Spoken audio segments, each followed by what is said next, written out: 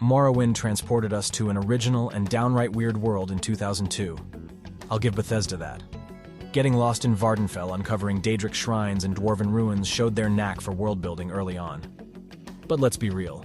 Even in 2002, Morrowind was janky as hell. The copy-paste forests, robotic NPCs, and whiffing point-blank attacks made my eyes roll out of my head routinely. Look, I have a soft spot for levitation spells and cliff racers, same as any Elder Scrolls fan. But between the bugs and clunky gameplay, Morrowind was more of a flawed but captivating prototype showing hints of greatness, rather than a polished genre-defining RPG. Here's hoping Bethesda channels that weird alien vibe again someday, just with modern gameplay. IHRA Racing, 2004. Stripped down to only drag racing in IHRA, and issues quickly emerge from Bethesda's boxy car models to crash physics that send vehicles pole vaulting randomly. Yet the simplicity of drag racing's speed also made IHRA strangely captivating. Smashing the throttle and hurtling down the narrow track kept bringing me back, glitches and all. IHRA laid the foundations for car combat in future Bethesda games, for better or worse. Minimal customization and wonky physics couldn't mask the raw rush when the green light hit. Bethesda quickly rushed out a paint-by-numbers sequel with Sportsman Edition. A few new vehicles and tracks couldn't mask that this was glorified DLC cashing in on fans. The polished graphics came at the cost of butchering IHRA's already temperamental physics into full-blown farce. And don't get me started on the obnoxious new story elements shoehorned in for no reason. Sportsman Edition felt less like a fleshed-out sequel, and more like a lazy engine swap of IHRA into a shinier chassis that handled even worse. More of the same can work when done right. Sportsman Edition showed it can also completely backfire. Elder Scrolls IV Oblivion, 2006. Oblivion showcased Bethesda leveling up to new graphical heights, but also sinking deeper into awkward character interactions. Faces deadlier than any Daedra and voice lines read so woodenly, they shamed the trees of Valenwood. At least levitation glitches launching you into orbit broke up the monotony of stiff deliveries. Gotta respect Oblivion for establishing Bethesda's open-world addictiveness. But Cyrodiil was often as sparse and repetitive as its NPC exchanges. I poured endless hours into Oblivion nonetheless, lured by hypnotic cooking fires, seduced by sweet rolls, compelled to chase each new carrot icon on the compass wherever it took me. Even with its flaws, Oblivion had hooks in me until the very end. Fallout 3, 2008.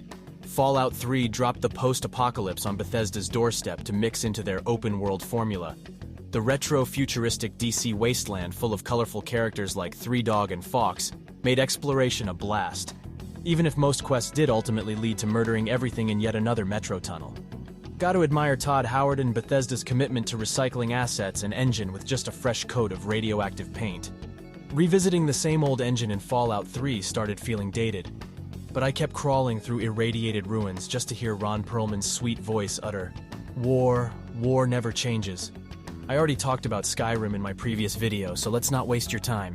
See how much I care about you all. Fallout Shelter, 2015. Fallout Shelter burst onto phones with the brilliance of restricting a legendary post-nuclear RPG franchise into a glorified ant farm simulator. Managing vault dwellers like Tamagotchis in the most shallow Fallout experience ever was definitely what fans were craving. But hey, at least it was free, right? Even if progress crawling slower than a rad scorpion with crippled legs tested our patience to breaking, I'll admit, the dark humor of sending hapless citizens to die in the wasteland from the cozy overseer's desk made me cackle. But once the sadistic novelty wore off, Fallout Shelter felt less like meaningful brand extension and more like a soulless cash grab happily coasting on the franchise's legacy built by better RPGs. But kudos to Todd Howard for the sly monetization tricks because I still couldn't stop myself from buying lunchboxes. Fallout 4, 2015.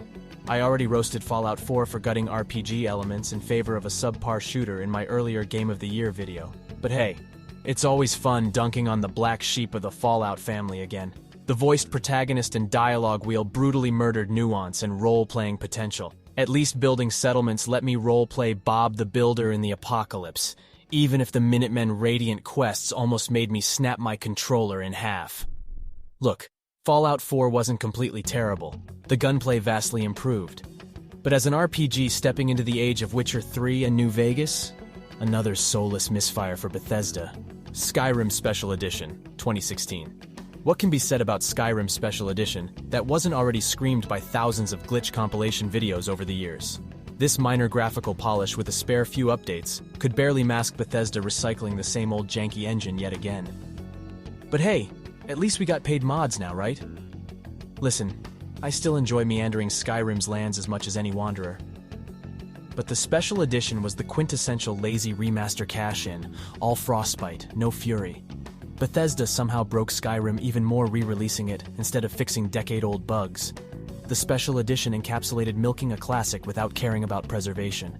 Where's the real Elder Scrolls 6, Todd? Skyrim VR Edition, 2017. Because apparently releasing Skyrim again and again wasn't enough, Bethesda got greedy spreading their milking efforts to VR too. Look, exploring Skyrim up close in virtual reality admittedly provided some novelty appeal. Swinging your controller around to awkwardly flail at skeevers or narrowly avoid hurling during horse riding offered brief amusement. But stripped of that short-lived VR gimmickry, this was nothing more than the same old janky Skyrim we've suffered through too many times. Skyrim VR felt less like a meaningful step forward, and more like an easy cash-in cynically exploiting fan nostalgia. ZeniMax clearly mandated milk Skyrim at all costs, leaving creativity abandoned. Fallout 4 VR, 2017. Fallout 4 VR. This shameless port exposed Bethesda's transparent ploy to capitalize on the VR hype train for a quick buck.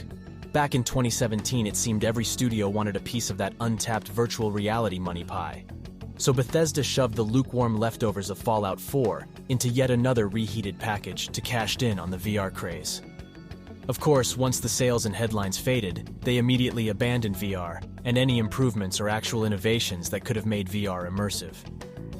It was always about fleecing gamers during the VR gold rush, rather than meaningful adoption. Bethesda never cared about VR's potential or creating a tailored experience.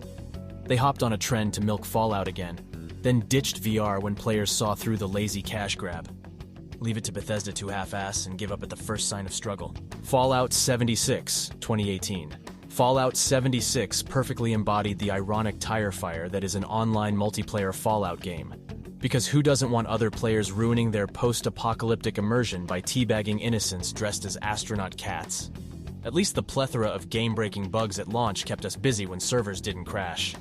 But hey, Bethesda promised human NPCs eventually, after they already conned early adopters out of $60. Everything about Fallout 76 laid bare Bethesda's greed and incompetence, from reusable assets to the pay-to-win microtransactions. Fallout 76 remains the quintessential cautionary tale of hijacking a beloved franchise into a soulless cash grab. What a complete and utter mess in every way. Elder Scrolls Blades, 2020 Blades, marked Bethesda's heartbreaking attempt to mutate their beloved Elder Scrolls franchise into a watered-down mobile monstrosity. An Elder Scrolls game with zero exploration? That should be more criminal than stealing sweet rolls. This so-called dungeon crawler offered repetitive environments and brain-dead button-mashing masquerading as combat. Sure, it was free, but of course pay-to-win microtransactions tainted Blades' already woeful excuse for an RPG. Blades stripped everything engrossing from the Elder Scrolls, leaving only ad-infested superficiality. Die-hard fans were desperate for a new adventure in Tamriel, and Bethesda callously exploited that longing with this cynical mobile cash grab devoid of depth. Next is Starfield. Oh wait, can't roast something that hasn't been released. So I guess this is the end of this video, but don't forget that I'll be back with another cool and informative video, so till then goodbye and take care.